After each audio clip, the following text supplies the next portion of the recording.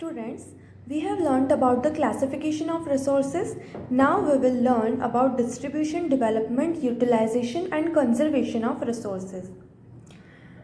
Distribution का मतलब होता है बंटवारा, रिसोर्सेज को कैसे बांटा गया है, डेवलपमेंट यानी कि उनका विकास कैसे किया गया है या कैसे किया जा सकता है, यूटिलाइजेशन यानी उनका यूज़ कैसे किया जाना चाहिए एंड कंजर्वेशन यानी कि उन्हें बचाया कैसे जाना चाहिए. Resources are unevenly distributed throughout the world. Resources जो हैं वो पूरे वर्ल्ड में अनइवनली डिस्ट्रीब्यूटेड हैं. उनका जो बंटवारा है वो इवन नहीं है, यानी कि कुछ रिसोर्सेज किसी जगह पर मिलती है, किसी जगह नहीं मिलती, या फिर किसी जगह पर ज़्यादा मिलती है, किसी जगह पर कम मिलती है. बहुत सारे रिसोर्सेज ऐसे भी होती हैं जो पूरे वर्ल्ड में या तो सिर्फ एक ही एरिया में मिलती है या फिर सिर्फ एक ही जगह पर मिलती है. तो रिसोर्सेज अनइवनली डिस्ट्रीब्यूटेड हैं.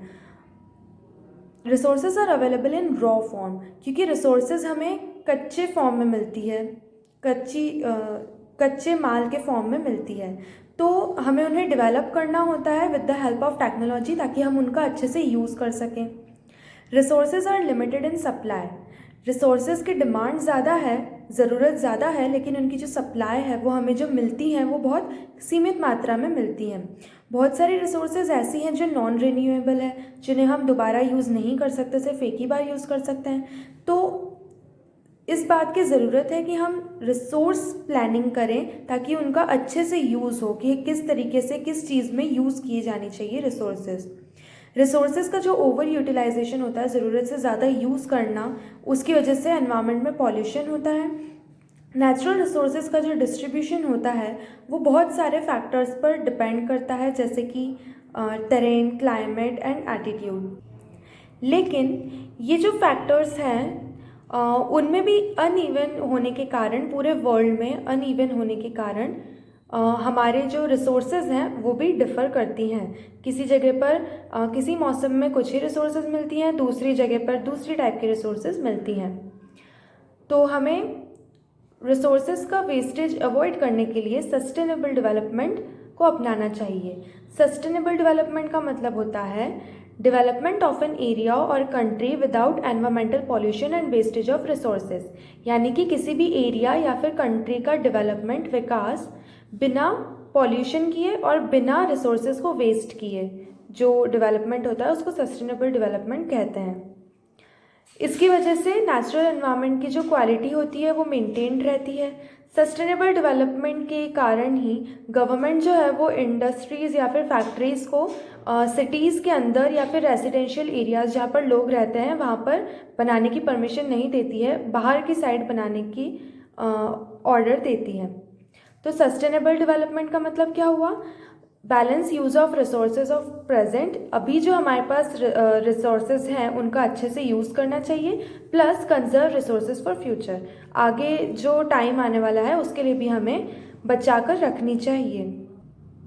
Carefully utilising the resources so that besides meeting the requirements of the presents also takes care of future generations is called sustainable development.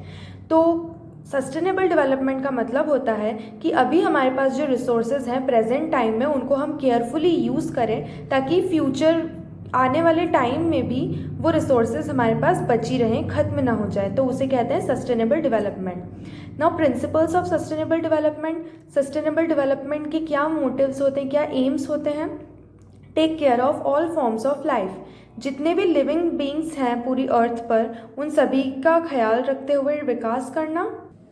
Conserve the diversity of the earth. Earth में जो diversity है, अलग अलग तरीके की species हैं, उन सभी को बचा कर रखना. Depletion of natural resources should be minimised. Natural resources का जो डिप्लेशन होता है, वेस्टेज होता है, उसे कम करना. Bring change in the attitude towards environment. लोगों के अंदर जो एनवायरनमेंट के प्रति जो एटीट्यूड है, उनकी जो अवधारणा है, उनकी जो सोच है, उसको चेंज करना. And take care of the environment. Environment की देखभाल करना. Conservation of resources. और रिसोर्सेज को कैसे बचाना चाहिए? Using resources carefully and giving them time to get renewed is called resource conservation.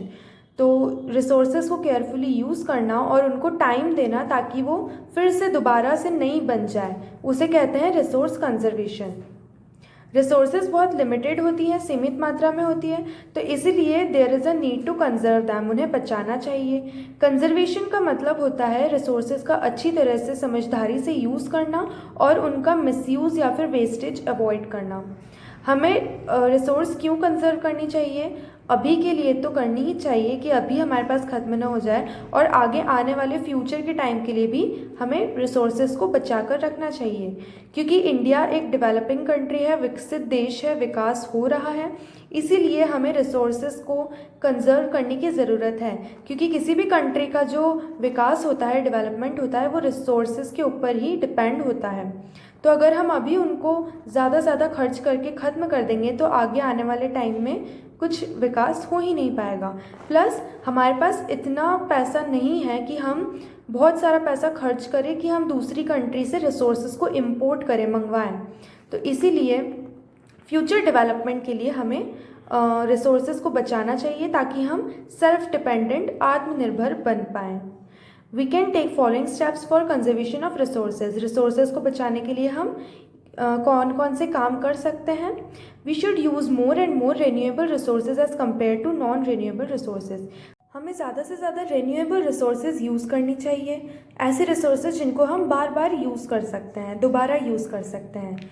We can recycle resources like water, paper, glass and metals. तो ये जो रिसोर्सेज होती हैं ये रिसाइकिल हो सकती हैं, दोबारा बनाई जा सकती है, जैसे वाटर हुआ, पेपर हुआ, ग्लास एंड मेटल, इन्हें हम रिसाइकिल कर सकते हैं। We can develop technology to use new types of resources. नई टाइप्स की जो रिसोर्सेज होती हैं उनको यूज़ करने के लिए टेक्नोलॉजी का डेवलपमेंट कर सकते हैं। We can use the substitutes of some resources, यानी कुछ रिसोर्सेज की जगह हम दूसरी रिसोर्सेज का यूज़ कर सकते हैं, जैसे कि फर्नीचर मेकिंग में हम वुड, लकड़ी या फिर मेटल जो होते हैं, धातुएं होती हैं, उनका ऑल्टरनेटिव यूज़ कर सकते हैं।